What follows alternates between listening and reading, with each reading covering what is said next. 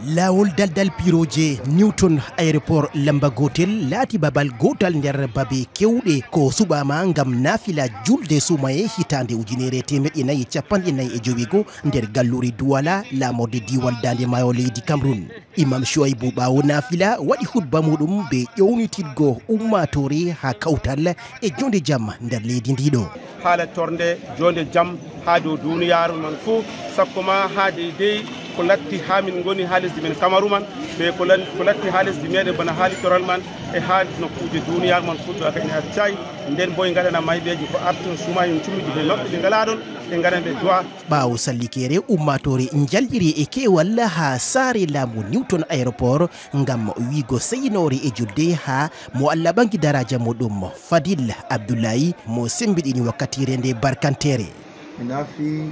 Timmugo lewru sumaye meɗen ɗo sumaye lewru barkante Allah jaɓanen kuuɗe amin Allah jaɓanen sumaye amin Allah jaɓanen duwaji en amin min juuliɗo jaam en yetti Allah o hokki amin jamman enen bo en wona yimɓe je jogata aynata jaam ngam to wala jaam yemata e nafa bana e naafiɗo Allah barkiɗin ardiɓe amin lesdi Cameroun Allah waɗu barka do communauté amin pat ngam to jam wala min keɓata min gaɗa ko min gaɗi ɗo Allah wartiru jam ha zone nozo je wuro amin Allah taɓitu jam ha extrême nord.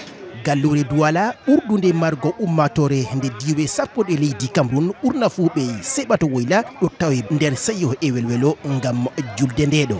Allah wallu en mawri souhaite l'intéressant à toute la communauté musulmane, plus particulier avec le chef des affaires du corps. Merci. Bakara Sallah à vous aussi. Alhamdulillah. Sumay Timi. Ande bo julde. La bati kala julal la fu. La wallu en mawri mo fu mo farmede. Sare jam alhamdulillah mi hebi min nafi. Allah hollu en mawri Allah jabbuna min do amin beji do par Allah hollu en mawri. Suma yotti mi hebi min sumi. Alhamdulillah mi hebi min cimmi nyalli capan tati. Allah bo wari holli en julde mi hebi min nafi jam.